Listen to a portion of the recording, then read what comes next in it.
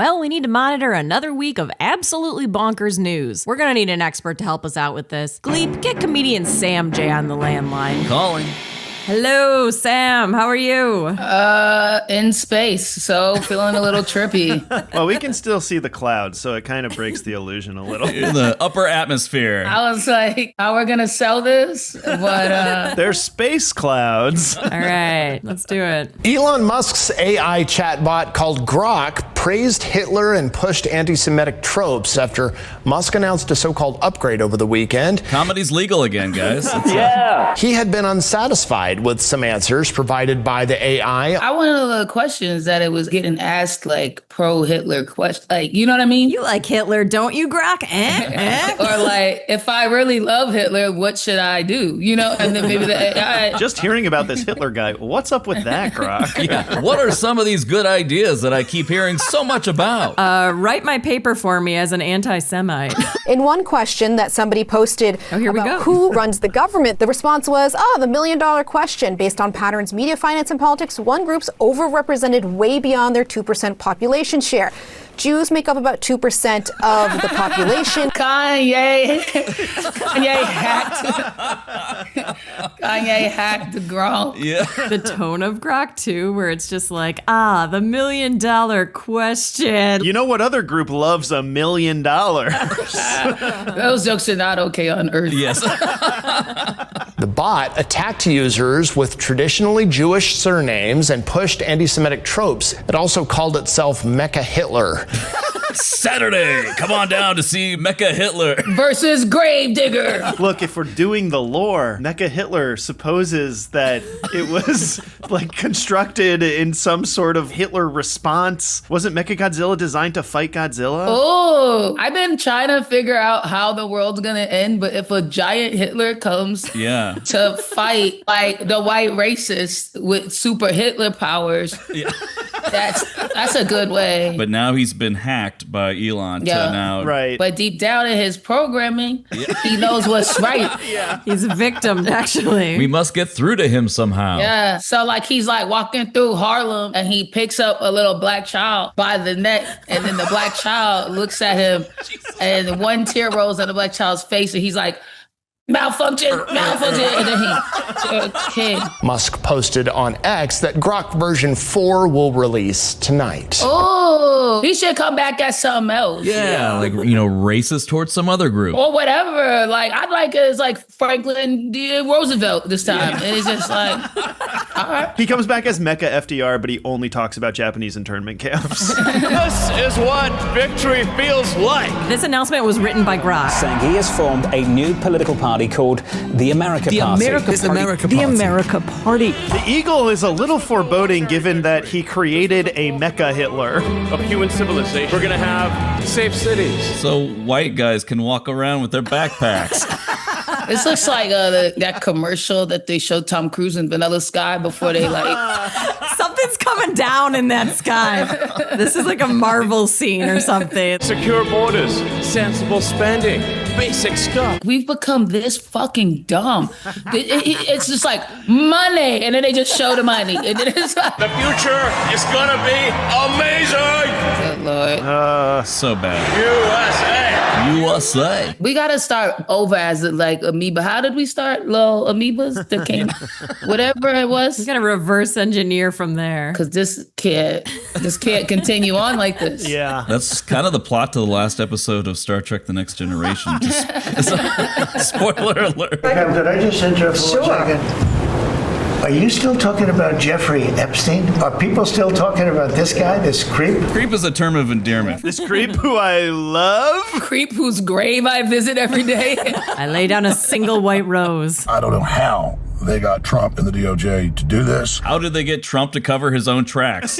So I just got to the office. I'm going to go throw up, actually. Oh, man. This only happens every few years when something really, really bad happens. Like when they announced La La Land won Best Picture, but they handed it to Moonlight. I like that his eyes and his shirt match. And his vomit actually matches his shirt, too. Yeah. It's got good seatbelt safety as well. I mean, he's in a parked car. You never know what's going to happen. That's actually his studio because he lost everything in the Sandy Hook lawsuit. This one's called Info Cars. My guest this week is Jerry Seinfeld. That actually would be pretty awesome. Comedians and cars getting radicalized. I'd go on that. I'm gonna puke probably right now. My mouth is watering right now. Because Fight it.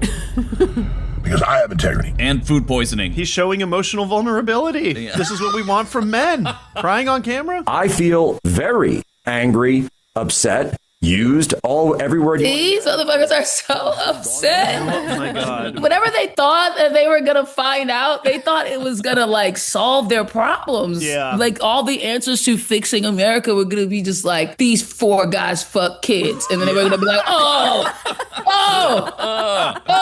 I was handed what was called phase 1 of the Epstein Files. They told us to our face that this was the beginning of the truth. And so what was Pam Bondi talking about? Were we lied to, or did somebody tell her to stand down? Who has the power and authority to tell her to stand down? Who was accused of being in the files and could have done such a thing? Yeah. Was it Bill Gates? Who did we see in several pictures with this very man?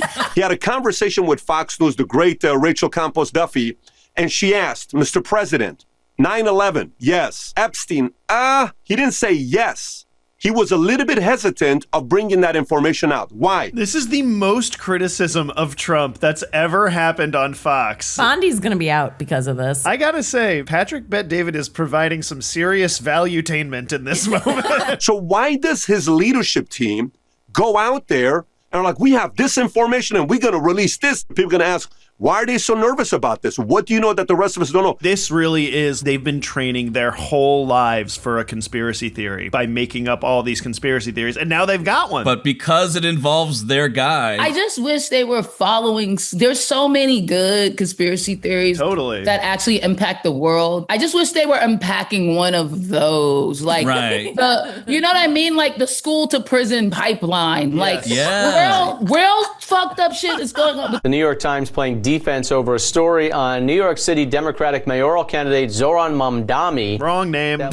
Did not say it right. But some of the liberal readers, they're pushing back for the paper publishing this article altogether. They skipped the real controversy, which is that the New York Times used a hacked document of Columbia to get this information that was provided to them by a eugenicist whose identity was obscured by the New York Times. And then it came out that I'm so obsessed with this story. What's the story? The story is that, like, when he applied to Columbia, he checked the box for his ethnicity as Asian American and African American, and then he wrote, because I was born in Uganda. He tried to double up. Yeah. And he didn't even get in. Oh, he didn't get in on this? He didn't get in. No. And his dad was a professor there. Oh, this is pointless. It's so dumb. It's so crazy that the New York Times ran this story. It's like if someone ran a story like that I tried to like steal a phone from Best Buy, but then they stopped me at the door. In 2009. Yeah. And then I just went home. Zoron Mandami, he dares on our 249th anniversary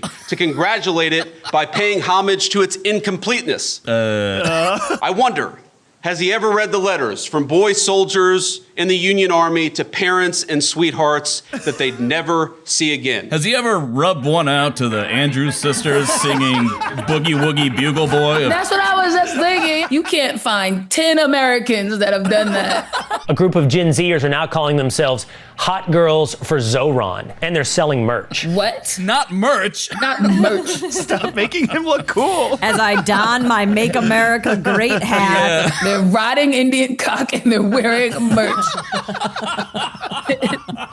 Stop this now. Who is Zoron Mandami? Who is anyone? He is a communist. He says he's not. He said that on Meet the Press. Guess who else said on Meet the Press, I'm not a communist in 1959? Fidel Castro. Dun, dun, dun. Oh, shit. Oh, shit. Well, I rest my case. So we can extrapolate. That is a clear answer. He is Fidel Castro. Well, that's everything. Sam, thank you for helping us go through these clips. We could not have done it without you. You guys, it was fun. If we could. No, it wasn't. It was terrible. It was awful. Sam, is there anything going on in your universe that you want to share? I'm just on tour. Oh, I'm going to be in Edinburgh doing Fringe this August. Nice. So I'll be doing that for the whole month. The name of the show is called We the People. So you should definitely come check that out. Yeah. And other than that, I'm just out here telling jokes and hanging out. Thank you, Sam. Thank you, guys. I appreciate you having me. It was really great. Have fun at Fringe Fest. Oh, yeah, thanks. Bye. Yeah.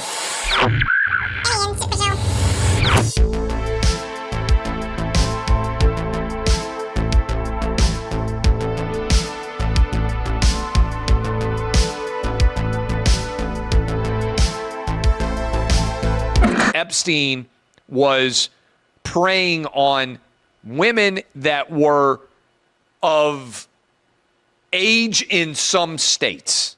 What?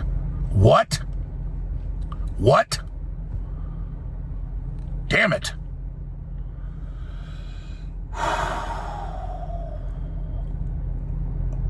Hey Humies, thanks for tuning in. If you like the show, help us invade your planet by subscribing to our YouTube channel or drop us a comment. We really love those. If you really like the show, subscribe to our Patreon where we share some bonus content. All right, okay, gotta go. Bye!